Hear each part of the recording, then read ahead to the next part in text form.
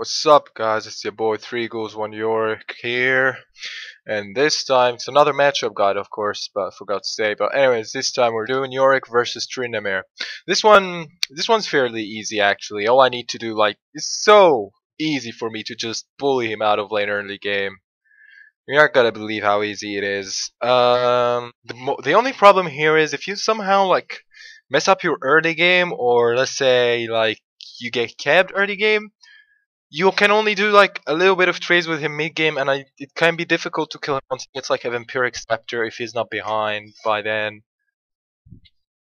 So if you get camped early game, you want to try to ask for a counter gang just in case, because if he gets ahead of you, it's really hard for you to come back in this lane. Like he will just rule you, he will just wreck you. But in early game, it's just super easy for you to take control of this lane, so it shouldn't really be a problem for you, unless like 25% of games where you like might get camped. As Yorick's more like 80%, but I mean like where it might actually affect you. So just waiting for the minions to spawn. Again, I'm sitting in the fountain like an idiot. You know, I suck at this game. A lot of things this game. I wish I was better at it, but that's another subject. So the general things we're gonna want to do in this lane is very similar to the Aurelia matchup. You're just gonna want to do like an auto attack E, especially in early game. You're gonna want to duel him because at level 1, when Tryndamere has 0 rage, he's very weak. Once he has like the 100 rage is when you start watching out for him. But you want to abuse his level 1 when he still has 0 rage, like before he auto attacks any kind of minions. You just want to take dominance over the lane during that time. So just waiting for him to come here. And you know, I'm gonna be ready to just auto attack him as soon as possible. But here it's like corner. Mr. CS. Oh. But yeah, see? Like this. And you just want to pop your potion as soon as possible, of course, so you can heal it back up so he doesn't win a trade later on. Yeah, you just want to rule the early game. He's already like 50% HP, and I have way more potions than him, so I can stay in this lane for way longer than he could ever stay in this lane for. Wow. We both get level 2. This is when it gets funny, because, I mean, he can't do anything about this. I think if I dive him, and I have my jungler nearby, I could probably dive him. I mean, if I push in the wave and I have my jungler nearby, I could probably dive him. Minute 3, usually you want to have your top warded, but since we knew it's a brand jungle, figured it's going to be like a slower kind of clear. And since I have so many waves in, and I have flash, I knew if the jungler came, I would be able to get away. And then I saw him at mid lane, so I knew I was safe for like another 1 or 2 minutes. So here is actually very low. The jungler can't do anything, because if he comes I could just walk away. Tryndamere is not going to want to sacrifice all of that CS. And if he all-ins me while I have all of this CS, he's going to die anyway. So this is a scenario where I can 1v2, so I can stay in safe. So I can stay in lane knowing that I'm safe. But Brian knows that. He's not stupid enough to just waste his time here, so continues to just clear his jungle. This is super oh, he just used E, and he doesn't have Ghost. So this is a very good dive opportunity. Never mind. He doesn't have any rage either. I think if he comes in range, oh, I have Q now. I think if he comes in range, I could Q flash Q combo him perhaps. Not sure. Yeah, I could, but it's gonna be risky. I'm gonna need minions under tower first. So this is what you want to do. You just want to be calculating all your damage. This actually comes from just playing many games with a champion. You know there are limits. You know when you know when you could go in. You know when you should go out. It's just a natural instinct that you gain by playing games over time. But yeah, see, oh yeah, see, just like that. You just flash in, Q him, and he dies. That's ripping pepperoni. So here, just continue the usual routine, or whatever you usually do. I'm just gonna push in the wave, then I'm gonna go back.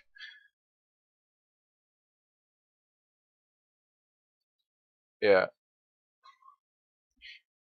I don't think I need to buy a ward here, but I just want to rescue Maokai. I don't know what he was doing. Thought he could counter jungle as a Maokai. Not very bright. At this point, I have dominance over the lane. Like, whatever Tryndamere is going to want to get a CS or something, I'm just going to bully him so hard. I get a Doran's blade. I used to get a long sword when I'm ahead. Like I used to go Tear of the Goddess and a long sword, but since the patch they changed it, fucks me off actually, but whatever. They changed it that I can't get a long sword anymore because now Moon actually builds off pickaxe. So I just get a Doran's blade instead. I found it's actually not that bad.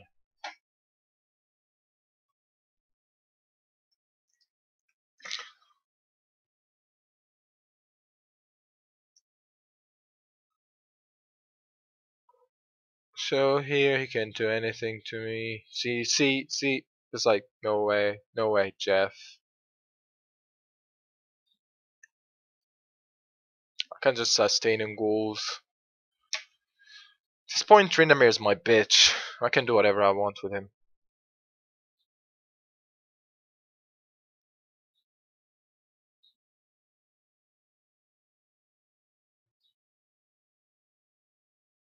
Well, yeah.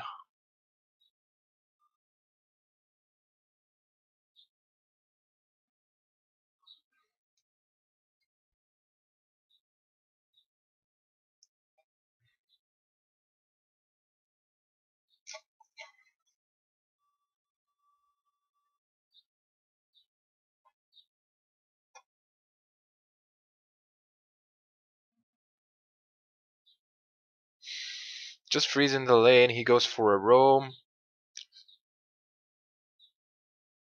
You see, this is what I'm talking about when you freeze with like a ghoul. Like I said this. I actually highlighted this in my guide. You just freeze with your ghouls, like your E, W. The ghouls will tank it for a few hits. He roams and gets a kill, which is not really that great for my team. Like it's fine for me, but I just hope it wouldn't let my team fall too far behind. But it shouldn't. So I'm just freezing the lane. At this point, I'm already double his CS. I don't know. Maybe I should have done a different matchup. But really, this is usually how he goes for me with Tryndamere. Like it's very easy lane. I don't know, man. I even picked this guy because he has like 700 games with Tryndamere. He's like a Trinda only main. So I figured he was like the best person for me to use as an example on how easy this matchup is. In the early game at least. He comes in unlucky. That's really unlucky. So here we get another kill on him. I I don't know if I should actually, but I don't have a matchup where Tryndamere doesn't lose the lane hard. Early game at least. So you're just doing another one of those waves. So quite a boring lane to be honest after you get the first advantage. But someone wanted it done, so I decided to do it.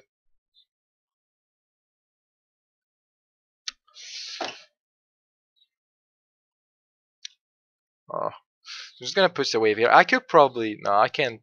If I take tower, I should just leave the lane and go for a Drake. At this point, as a top laner, it can be quite difficult to influence the game sometimes. Which sometimes can be very depressing. Like when you have like 3 games in a row, and you win your top lane, but you feel like if you were like somewhere in the middle and you could have used your advantage to roam, you would have won your team the game. But because you're top and you're versus Trynd, if you leave the lane, he'll split push quite hard. You couldn't do that. And I don't know what the fuck I'm doing here. Why didn't I just go B? Oh yeah, he doesn't have ult. He doesn't have ult, so I could probably nuke him down. Yeah, I calculated that. Um, yeah. You just want to do small. Yeah, he's dead. Like around 8 minutes. Usually the jungler. I mean, around 7 minutes. Sorry. Usually the junglers start to go back into their jungle so they can take their blue buff, their red buff, and do their jungle routine. So usually from 7 minutes until 8 minutes 30 seconds, you're safe again. Just like in the start, you're safe for the first minute and a half most of the time, unless you're versus someone like Shaco or Lee Sin who decides to gank you in early game. You're safe here for the most part in the early game. So just a good tip for you to know. Like a lot of people don't highlight that. I feel like it's very important to know that.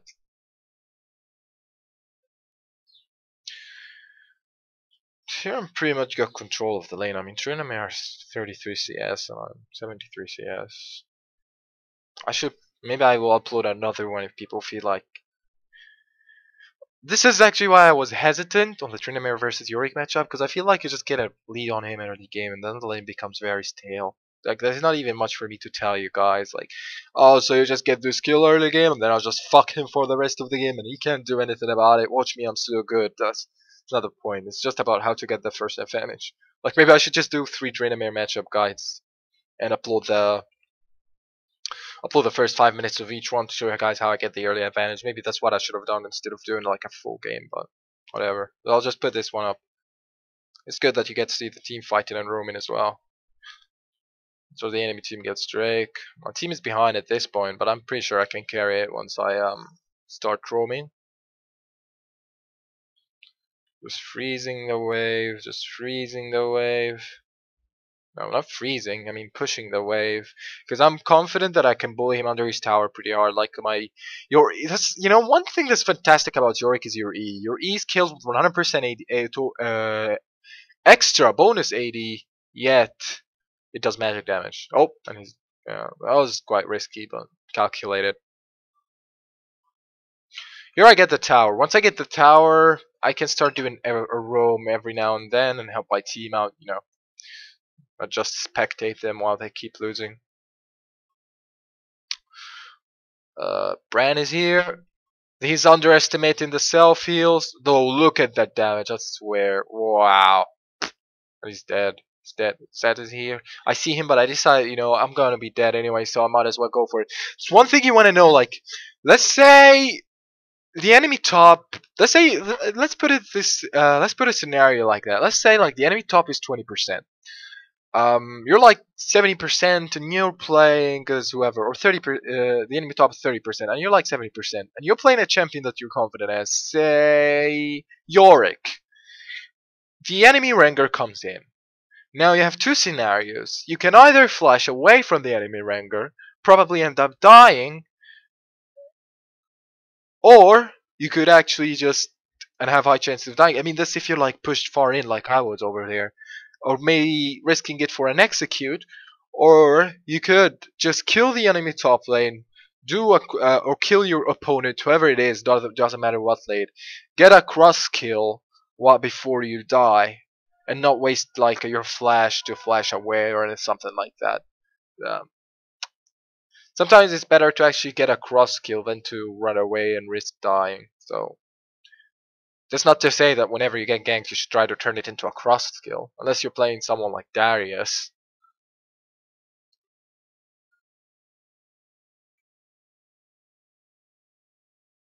Oh, here they come again. Tryndamere is just trying to farm his jungle now at this point. Desperate times call for desperate measures. As I said, he's my bitch now. Oh yeah, this is an item I should have explained to you guys. I'm sorry. I get a phase here because this is something I've been experimenting with. By the way, it's not like 100% yet, but I realized like it's the best mid game item, so I'm starting to get phase for mid game until late game, then sell it for a defensive item. But I've noticed that it's just amazing to have in mid game, the extra movement speed, etc. It's a lot of help for Yorick in his mid game. Especially since he kind of struggles getting kited.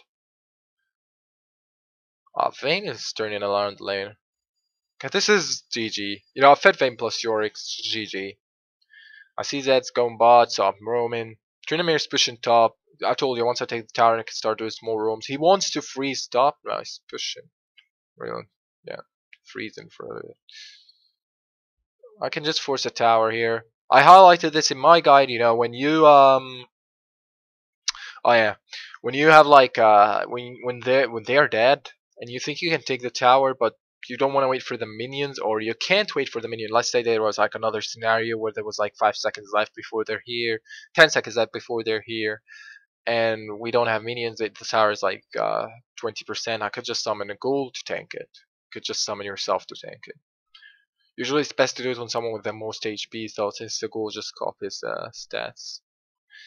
But it doesn't copy the AD exactly. It has 60% of AD at rank 1 and 2 and 75% of AD at rank 3. So there's that for you. At this point we should group. I want to do a 15-minute Baron here since I'm pinging it, I think. Highlighted this, yeah, definitely. Since I'm taking blue, then I'm calling for a 15-min Baron. I can 2-man it with Vayne. I just told Vayne to come. You can see from my pings. When you're doing a 15-minute Baron, you want to rotate your ghouls to make them tank. Since since they made it so that the ghouls are worth gold, the Baron doesn't evade them anymore. He actually attacks them. So that was the upside of that nerf.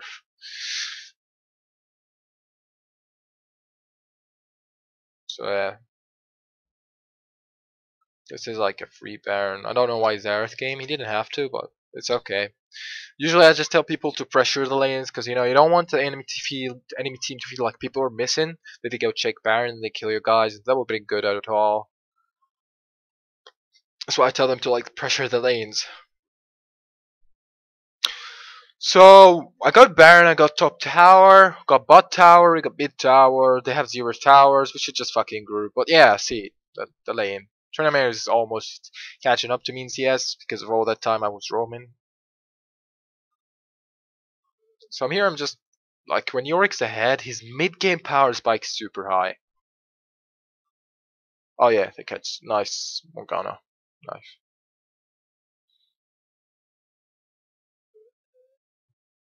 Well, here I can just dive. Another kill.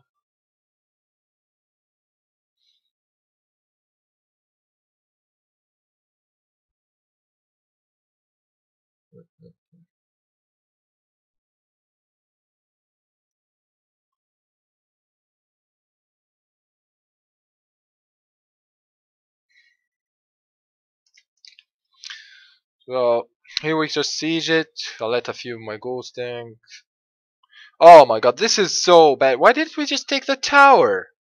This is gonna backfire, I think. This is what was Mokai went in and I was retarded. I was super stupid to just follow him like that.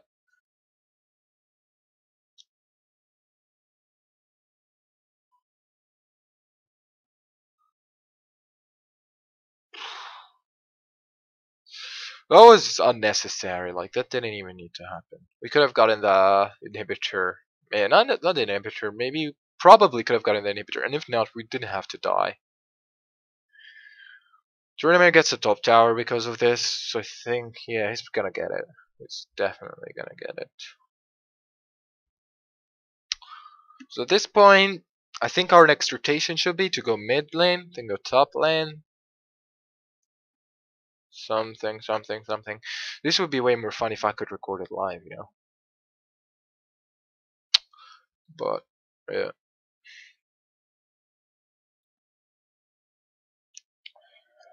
Here we go. Just gonna push it. I just need to get mid lane, then probably rotate both things. How it's gonna be. Yeah, the mid game power spikes is insane. What the heck? Yeah, Drake's up. We're gonna go Drake. Tryndamere's going top again. That's all he can do really, because if he tries to join in for team fights, like the only time Tryndamere can usually join in for team fights is when he's like super ahead, or not even super ahead, just ahead, or he has 6 items. It's neither the case here, so his only choice is to just pressure top, hope he can get someone to go there. A general advice for when you're playing versus Tryndamere: if you want to tell your team like you're only gonna group with them when you're confident that you can do a quick rotation, like a 1-minute rotation. But my team is ahead at this point, by the way, so they are even 4v4ing them. They don't need me anymore. I already gave them the advantage that they need. I can go safely defend against Tryndamere without being scared that my team is gonna mess it up. So, but anyways, one thing you want to do versus Tryndamere is tell your team to do quick rotations. Like, if they want you to group with them, just be sure what they want to do. Like, they want to get mid lane, just be sure they go pressure mid lane. Because if people want you to group with them versus a Tryndamere who's planning to split push, and they just make you stay at mid lane for 2 minutes until they group, the Tryndamere is already gonna be at your inhibitor tower by that time, and you're gonna lose it for nothing. So you see what I mean? You just gotta be how do I say it? You just gotta know what you really want to do before you group with them. Because if they waste your time, it's gonna backfire hard versus Tryndamere. That's why Tryndamere is such a good solo queue champion, because he punishes people for their uncoordinated rotations or translation this code would say. Whatever. Maybe we should just group together, get a mid inhibitor. They can't win this game unless we throw a dart. I mean, we have a Vayne and a Yorick, so our scaling into late game is ultimately good. What are they? Okay. Gonna ult him here. Yeah. It's gonna. Oh my god, I am so bad. Did you see how bad that was? Like, I face him towards that way, then he moves that way, but I get him anyway. Oh, he's gonna kill me here. Yeah, he pooped ghost. Maybe. Yeah. In vain. Another throw from us. I love solo queue. You see, solo queue is an amazing play. This is why you should never surrender. I mean, look at what people do in solo queue. We just throw. Like, I go in like a stupid idiot. Then Vayne goes in suicides to. If they had like a late game comp, if they had a better late game comp, this would have been dangerous. But yeah, this is why you should never surrender. Unless you're like 20 to 5 and say you have like a worse team comp, like you're 580, 20 to 5, they're just cheating, then it's just torture. That's the only time I can understand if surrender vote, but usual games when you're like behind, but you feel like you can still defend, they can't just fuck you so crazy. You shouldn't surrender those games. Just doing another mid game rotation from Yorick with Yorick. I mean, it's a pretty stale game actually. I'm sorry, dudes, but I just wanted to feel the request if the guy wanted it.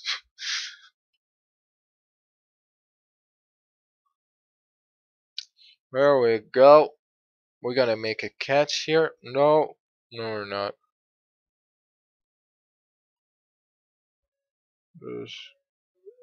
Oh, wow. I think if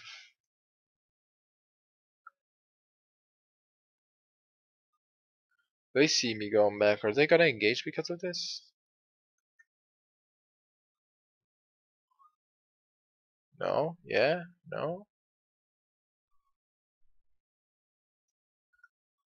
Seems like you'd say yes. They want to go for a 4v4. Tryndamere is moving to them, so I'm pinging them back. Like, you know, they could have forced a 5v4 here. So I'm just tell my team back. I don't want them to go into a 5v4 and then throw the game. Like, especially since Baron's up now. This could actually be dangerous if they got caught and the enemy team got Baron. Could be throw off the game. But it goes on Vayne here. I'll just alter. Boom, boom, boom, boom, boom. Face roll, face roll, face roll, more face roll. Good, we're good to go. Okay, we're good to go. Good job, team. And they surrender. Yeah. GG, no re. Well, that's it, guys. I hope this video is kind of any help. At least on the Yorick versus Tryndamere and how you handle him early game. You saw how easy it is for me to bully him in early game. I hope this helps you versus Tryndamere. Thanks for watching. Until next time, guys. See ya.